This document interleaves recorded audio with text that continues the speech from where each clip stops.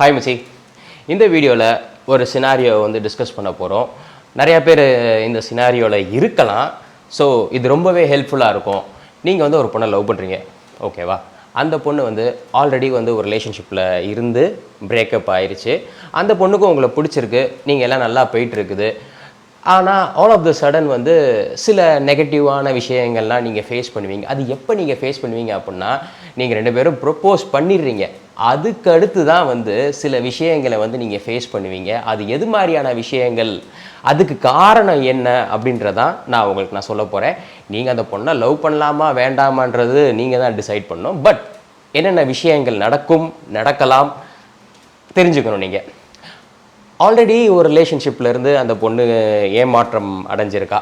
அதனால் இந்த மாதிரியான பெண்களுக்கு இன்செக்யூரிட்டிஸ் இருக்கும், பயம் இருக்கும். இந்த இன்செக்யூரிட்டிஸும் பயமும் உங்களை எப்படி பாதிக்கும் அப்படின்னா, ஆல்ரெடி வந்து மனசு உடைஞ்சு போய் அதுலேருந்து மீண்டு வர ரொம்ப பாடுபட்டிருப்பாங்க. ஆனால் ப்ரொப்போஸ் பண்ணுறீங்க நீங்கள், அந்த நேரம்னா வந்து அது எதுவுமே பெருசாக காமிச்சிக்க மாட்டாங்க. இந்த ரிலேஷன்ஷிப் வந்து சீரியஸ் ஆகும்போது நீங்கள் ஏதோ ஒரு விஷயம் பண்ணுறீங்க, அந்த விஷயத்தை வந்து நீங்கள் நார்மலாக தான் பண்ணுறீங்க. ஆனால் அந்த பொண்ணுக்கு வந்து ஆல்ரெடி இருந்த ரிலேஷன்ஷிப்போட அதை கம்பேர் பண்ணுவாங்க. கம்பேர் பண்ணி ஒருவேளை இது மாதிரி போய் முடிஞ்சிருமோ, இதுவும் ஒரு பிரேக்கப் ஆயிருமோ அப்படின்னு சொல்லி அவங்க மண்டைக்குள்ள தாட்ஸ் வந்து சண்டைகள் ஸ்டார்ட் ஆகும். This is call insecurity. இந்த இன்செக்யூரிட்டினால உங்களுக்கு என்ன பிரச்சனை பார்த்தீங்கன்னா, இது உங்களோட ஃபர்ஸ்ட் லவ், ஆனால் அந்த பொண்ணுக்கு செகண்ட் லவ். நீங்கள் வந்து என்னடா நம்ம வந்து ஒழுங்காக தான் பேசுகிறோம், எல்லாம் கரெக்டாக தான் பண்ணுறோம், அது நம்ம யதார்த்தமாக தானே பண்ணோம், அதை போய் அந்த அயோக்கிய பையன் கூட கம்பேர் பண்ணி நம்மளை சொல்கிறாளே அப்படின்னு சொல்லி உள்ள செமையாக வலிக்கும். பார்த்துக்கோங்க, கண்டிப்பாக வலிக்கும். உங்களுக்கு முதல் லவ், ஆனால் அந்த பொண்ணு வந்து வேணும்னு பண்ணுறதில்ல, உள்ளே இருக்க பயம். திருப்பி ஒரு ஏமாற்றத்தை தாங்குற அளவுக்கு உள்ள அந்த இதயத்துக்கு வந்து சக்தி கிடையாது.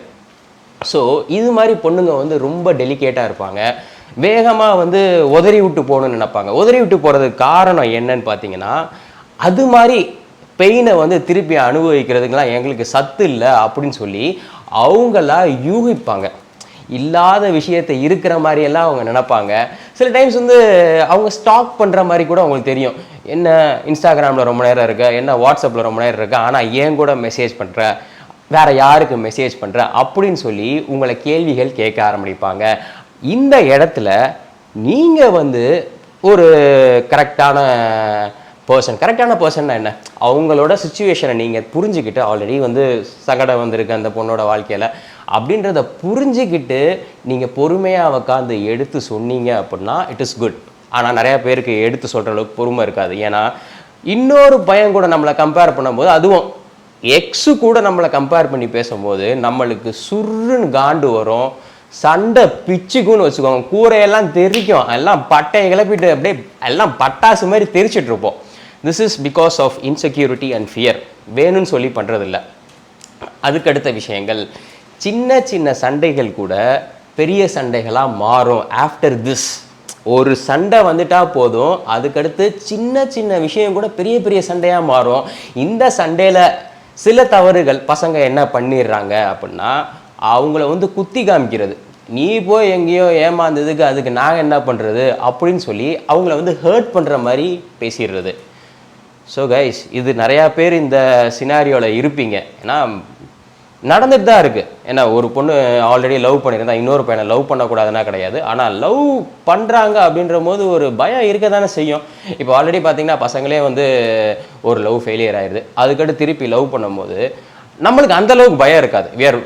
பசங்க நம்ம ஆப்வியஸ்லி அந்தளவுக்கு நம்மளுக்கு அந்த பயம் இதெல்லாம் இருக்காது. ஆனால் பொண்ணுங்களுக்கு வந்து இது ரொம்ப ஜாஸ்தி இருக்கும். பார்த்துக்கோங்க, இந்த நேரத்தில் இதை தெரிஞ்சுக்கிட்டு நீங்கள் வந்து அட்ஜஸ்ட் பண்ணி நடந்துக்கிறது உங்கள் கையில் தான் இருக்குது. இல்லை அது எப்படி ஒன்றுமே பண்ணாத என்ன சொல்லலாமா, அவள் என்ன கரெக்டா, அவள் ஆல்ரெடி இருந்தால் இதை என்னோட முதல் லவ் அப்படின்னு சொல்லி புஸ்ஸுன்னு வெடிச்சிடக்கூடாது.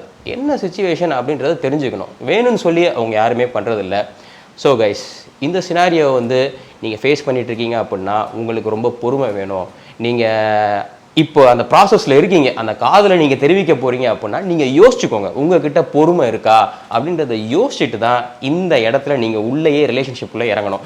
ஏன்னா நீங்களும் இறங்கி அதுக்கடுத்து சண்டையாக போய் பிரிஞ்சு போயிடுறீங்கன்னு வைங்களேன், அது உங்களுக்கும் லாஸு, அந்த பொண்ணுக்கும் ஒரு பெரிய லாஸு, டோட்டல் டைம் வேஸ்ட்டு. அதுக்கடுத்து அதுலேருந்து மீண்டு வர ஒரு 6 மாதம் 7 மாதம் அப்படின்னு சொல்லி போக, அது மட்டும் இல்லாமல் சில கெட்ட பழக்கங்களை பழகி ரொம்ப வந்து போட்டு தள்ளிடக்கூடாது பார்த்துக்கோங்க.